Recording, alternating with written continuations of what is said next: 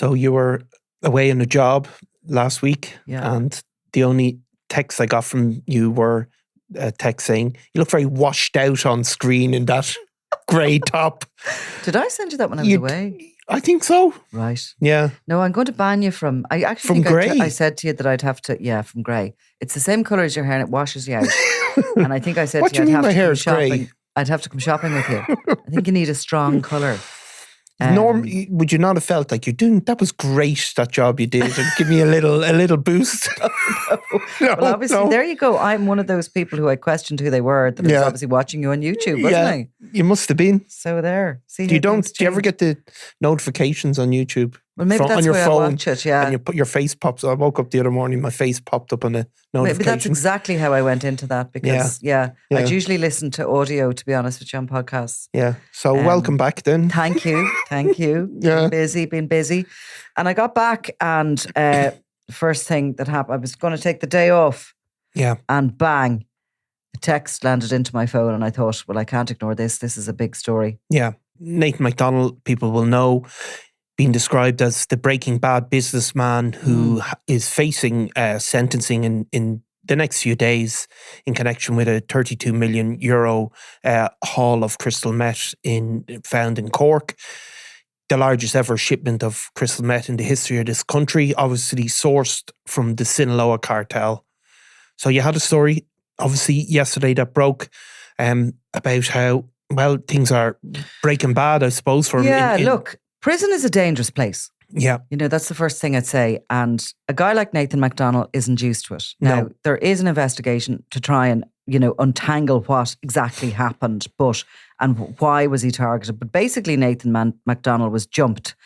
And he's understood to have fallen out with a guy called Glenn Thompson, who you remember, one of that sort of Kinahan hit team that were apprehended on their way to kill Patsy Hutch some years ago. I think it was around 2018. Yeah, it was 2018, and Glenn Thompson would have been, that was a hit team for hire. Like, they had no particular skin in the game in relation to the Hutch-Kinahan feud. But as it went on, and various people that were so close to the Kinahans either fled the country or got locked up, they started hiring these guys. And Glenn Thompson would have been a very serious gangland criminal associated with gun crime from Finglas.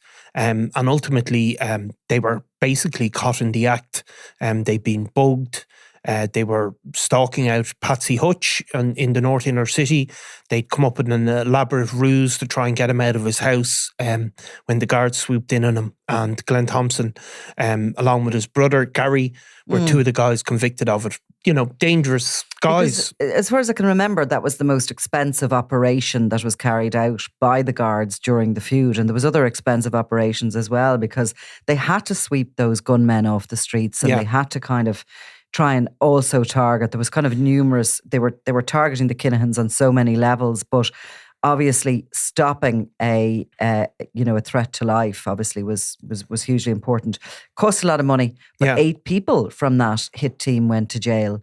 Yeah, I mean, it was a collection of people. There was obviously a guy called Robert Brown, a former British soldier who would have been close to the Kinahans, was another guy who got, I think he got an 11.5-year sentence. So there was other guys, spotters, people that would have been from the local area, and there were people brought in from the Finglas area. They were a collection. Do you recall, like, during their sentence hearings, various, the guy in charge of it, Curtis, Michael Curtis? Yeah. He was, wasn't he? Was he claustrophobic? No, well, yeah, I think it was claustrophobic. He was claustrophobic, and he had been locked in a car or something when he was a child, and had torn his own fingernails off trying to get out. And he had sort of all sorts of, anxiety issues, and he was going into a cell, and he was really concerned about that. Others had very low IQs. There was a collection of, you could see that these people had been scraped together, put together. They were chaotic. Some of them were concerned about the way the whole thing was being directed. And of course, there was this very dark, shadowy figure in the background who was directing from an encrypted phone, who was never identified, but was suspected of being based in, go for it, Dubai. Anyway. So that's who Glenn Thompson was. And he had, a criminal pedigree and history and a dangerous, sort of a chaotic kind of an individual. Yeah, I mean, definitely very dangerous. It was he who had this falling out with McDonnell. Nathan McDonnell is jumped on in the prison in Portlaoise, where he is in custody pending this sentencing. And he has his jaw broken, which is, it's a very serious attack. In the middle of it, bizarrely, Thomas Nicky McConnell and a younger relative of his jump in to his defence. McConnell is also serving a life term, not for an attempted hit, but for an actual assassination of Gareth Hutch. And he was again a sort of former INLA sort of heavy who was hired by the Kinahan cartel to kill Gareth Hutch along with Thomas Tossie Fox and Jonathan Keogh. Yeah, you see, so all of these guys, we always refer to them as the Kinahan cartel. They're all Kinahan cartel guys, but they really are a loose collection that were brought together under that umbrella. Glenn Thompson, may have, no doubt he would have known some of these people, but whether he would have ever met Daniel Kinahan personally. Unlikely, but they were the paymasters at the time, the Kinahans. They were paying money, so everybody sort of comes together underneath a paymaster. Like Nicky McConnell, wouldn't be, I'm going to say he wouldn't have been jumping in to save you as part of his, humanitarian beliefs. I think he would be in prison trying to find a role for himself. And sometimes those roles in prison could be as a protector. We saw even back when Robbie Lawler was in prison that Ger Dundon was being paid to protect him. Some people are in danger in prison and they need to be protected now. Nathan McDonnell doesn't have criminal pedigree, even though he managed to get himself caught up with, of all things, the Sinaloa Cartel. He has obviously not got the Sinaloa Cartel behind him in the Irish prison system, and nor is anybody afraid of him. The prison bosses are currently sort of trying to untangle and unravel what happened here. Was this just a kind of a misunderstanding between McDonnell and Thompson, or is there something bigger at stake here? For example, are some sort of more experienced criminals trying to put pressure on him to move drugs about the prison? Like Nathan McDonnell, and we recently spoke about him because he was brought down to see these polytunnels, brought out of a cell even though he was still on remand, and brought by management to have a look at polytunnels to see if he could come up with a business plan, what to do with them. Of course, he used to own and run the very, well, it appeared on the outside successful Ballycd Garden Centre in Tralee. This guy was on television. This guy was a sort of almost, I suppose, a celebrity in that, as his role as a businessman and for having this very successful sort of gardening business. So I think the prison authorities thought, well, what better man to give him something to do? Let's bring him down. But that gave him somewhat of a privilege. You wouldn't see some of the cartel guys being brought down to be asked for a business plan for something. Look, they've judged him as being a low security risk, which is undoubtedly true. Nathan McDonnell isn't going to, attack anybody or try and do a runner. The problem is that he's in Portlaoise prison, which is really houses the majority of the most dangerous gangland criminals in the country. He's in there because of the nature of his crime, which is an involvement in an absolutely huge drug trafficking plot.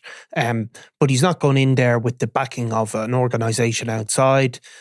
Certainly his guilty plea and his statements, are not going to lend themselves to, he hasn't gone the traditional no comment route, let's put it that way.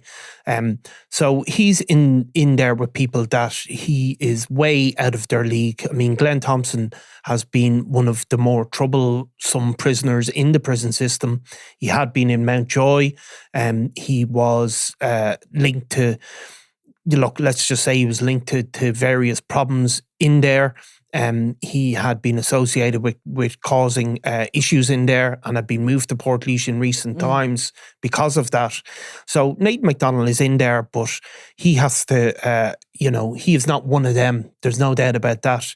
Nicky McConnell also, a very high-profile prisoner.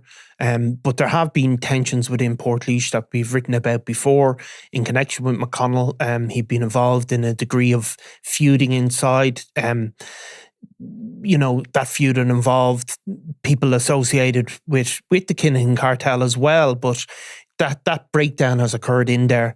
So Nathan McDonnell, as you said, his solicitor has said that he needs protection. His solicitor repeatedly applied for bail for him when he was in prison, and that was refused despite quite a lot of money being put up. You could see he was struggling within the prison system. Just to say first, we do know that he is in hospital now getting operated. He's having an operation for this. Yeah. The jaw may need to be wired.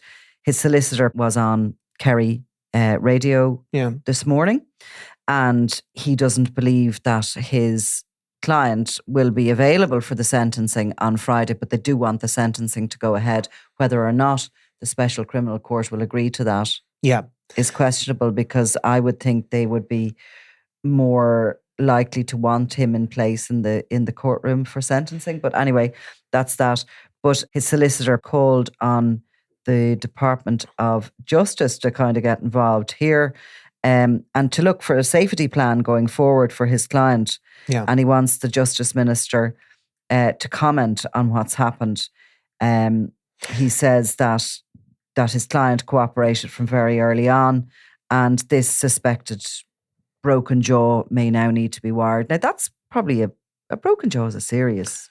It is a serious injury. And of course, he's probably not going to be well enough to attend court on Friday, I imagine. Well, we don't know, I suppose. But yeah, they tend to be reluctant to sentence people or even have these hearings without the person present. Certainly, if you're a judge, you may look at it, well, sure, what's a couple more weeks, he's in prison anyway, we can delay this. But often, obviously, the accused want these things done and dusted. Nathan McDonnell, from the second he's appeared, after he failed in his bail hearing, he seems to be desperate to get to the end of the legal process. He tried to plead guilty even before he had a chance to plea, and his own legal team had to say, well, we can't, we have to talk to our client because you can't really plead guilty at this stage. So he's determined, obviously, to get it over and done with and get his time started. We've heard, obviously, the initial sentencing hearing happened. So we heard the Garda case. We heard details of Nathan McDonnell's mitigation. He's claiming he didn't know exactly what was in how much drugs were there, or even what type of drugs. We heard some other mitigation about the financial difficulties that he was in. What did we hear about that? Can you recall? Just in terms of the financial difficulties? Yeah. Well, we just heard that he'd been in extreme financial difficulty and had been effectively, the business had run out of money. Isn't it extraordinary? Because when this happened and when he was kind of picked up initially, Ballyseedy Garden Centre seemed to have risen, to become this really successful business down in Tralee. I mean, people were just sort of in awe of the success of it. One of these modern day garden centres where you can have probably a coffee, a glass of wine and some sort of gourmet food while you're browsing around interiors and, things for your garden, including plants. I mean, plants seem to be one little part of it, but I suppose it's the type of business that you would see there are other equivalent businesses in maybe South County Dublin even. Well, there actually isn't in South County Dublin, I'll have you know. They're actually, they'd be too big a premises, I think. Maybe you'd have a Voca. Something like that. That sort of a Voca thing. Exactly. There's plenty of them outside Dublin, these businesses, and people will travel to them because it's a kind of almost a day out type of a thing. And Ballyseedy seem to be known the length and breadth of the country. And Nathan McDonnell himself had appeared on Ireland AM and other... Yeah, he'd given advice on gardening and things of that nature. But I suppose it caught the local imagination in Kerry, this case, because it had been such a shining example of a kind of a what you can do if you work hard. Yeah, and also kind of a modern hipster kind of business model that probably, wasn't common in Ireland at all, but probably less common in Kerry. So he really stood out, and, his social media presence and his connections with local politicians. But when you heard, and he looked like a phenomenal success. He'd taken a regular family business, he'd inherited it and turned it into this kind of shining light. But you did hear that, underneath all of that, the company was in really, really deep financial problems. Right. That McDonald told the court that he had been very pessimistic about the future of his business, and effectively he was going to get paid $150,000 for this drug deal, and that was going to be basically funding the business. So So McDonald is obviously in also part of his mitigating. He's presenting to the court a scenario that this was the first time he ever dipped into this kind of thing. Yeah, this was something that had never happened before. And this was a one-off to try and save his business. Yeah, and that there was also that he was in fear of an unnamed man. That he made this decision, and then he effectively couldn't get out. He also heard that basically the business was on its last legs, and he'd acted in desperation. And so these are all his mitigations. But because of the nature of the shipment involved, because of the fact it's linked to the Sinaloa Cartel, Nathan McDonnell has been placed in the highest security prison. And what happens going forward here now? Because, people do get into scraps and beaten up in prison. It's not it's a rough environment. It's a rough environment. And obviously this will be investigated by the prison authorities in as much as they can, and they will try and, find evidence. And somebody, could be charged in relation to whatever assault causing grievous bodily harm or whatever it is that they do. The prison service can investigate, but the Gardaí can also investigate. And an individual could be brought before the courts in regards to that. But the bigger picture with Nathan McDonnell, what happens to him? Clearly in the background, and his lawyer is doing his best for him, his solicitor is doing his best for him all the way along. It would be preferable, I imagine, to his solicitor, to his family and those around him if he was put in a less dangerous prison environment, which would obviously be where, Yeah, I mean, I think... with the seriousness of the charge, where would you put him? Well, I think that eventually somebody like Nathan McDonnell is a good candidate to end up in Shelton Abbey. Yeah, but that's on his way out. I mean, you could not put somebody between Shelton Abbey or Lockenhouse. You couldn't seriously, could you put somebody who has just been convicted in relation to a charge around crystal meth from the Sinaloa Cartel into a open prison from the beginning of their sentence? You couldn't do that. No, I mean, there are wings in places like the Midlands prison where you would have, for want of a better term, middle class killer types of the like of Joe O'Reilly. People like that that are on particular wings where... They probably aren't going to jump you and break your jaw. No. And there will still be particularly nice cellmates to have either. But, no. But you see, the problem is here, and for the prison authorities and for the Department of Justice, this guy might be a middle class man. You know what I mean? And he might find this he might find this environment a bit freakish for him. But he has committed the crime, the same crime as somebody else. And should he be treated any differently? Well, I mean, there's people being injured all the time in prison. There's people being attacked all the time in prison. There's people who don't want to be in prison. There's those who do their time. But should he be treated any different because he comes from a middle class background than somebody who came from a more sort of, a background where there was criminality or whatever? So, I mean, there's two things. The prison service, in fairness to them, do go to great lengths to ensure the safety of every prisoner to the best of their ability. So they keep people separately. They put them in particular wings, particular prisons, in order to guarantee or to seek to give them as much safety as possible. So that's part of their job, and it's an accepted part of their job. Some people might look at it and say, well, these people end up in prison because of their crimes. But the prisons are, and so be it. Prison service are there to house them, to keep them safe and to try and rehabilitate them while they're in there. Exactly. So the difference is, of course, that Nathan McDonnell does have a solicitor who's gone on radio and calling for his safety. There are constant attacks in prison where people don't consider that taking that route. No. So, I mean, Nathan McDonnell, I suppose he's up for sentencing, and once he is sentenced, I think then the prison service have another review of where to bring him, where to place him, if he's under attack, if he's under a long-term threat. But he's landed himself in a phenomenal situation, really, hasn't he? He really, really has. He really has. And it's like, to say that your business was in trouble, you were going to earn 150,000. Yeah.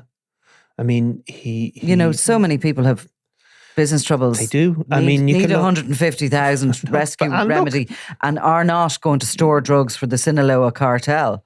No, and people go bankrupt all the time. Exactly. Even successful business people go bankrupt. Or you scale down and you learn to cope, or you cut back on your lifestyle, or all these sort of things. So, well, in mitigation, let's just read out a bit of what his own solicitor said from him. He said his decisions, I suppose, it was had catastrophic personal circumstances for his client, who was once widely respected within the business community and heavily involved in charity.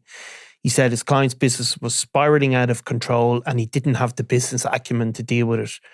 He was he said there was a presence of duress in the case, and he submitted to the court that his client's standing within the community will never be regained, and he had caused enormous collateral damage to his family. And that ultimately, where you can say, well, he's caused all this damage himself, he doesn't deserve any sympathy. And I'm not saying he does deserve sympathy, but it's also 100% true.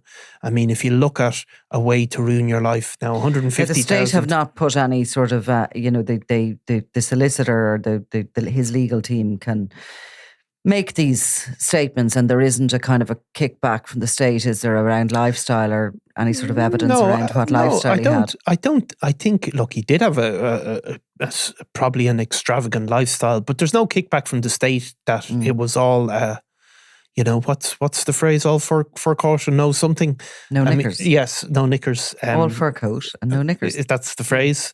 Great phrase. That this business, this phenomenal business success really was built on a castle of sand, to use another analogy, that instead of being a brilliant businessman, a visionary businessman, McDonnell was really paying, But Ballyseedy's still open. Ballyseedy is still open, but the circumstances have changed. So has it been sold or what? Well, I think the ownership changed. The directorship has changed. The directorship has changed, and I'm not exactly sure of the state of play at the moment, but they changed the name, didn't they, as well? They changed the name, and they went to, look, it's gone into receivership. Yeah. So look, I mean, there's no great business for him to come out of prison and take over again. I mean, those days are gone. But it just shows you, like 150,000 is a huge amount of money, but life goes on without it, doesn't it? Where to take this risk, you got to say something when you're in his position, though, don't you? You got to say something about why. You got to say something, but I think, and you can say.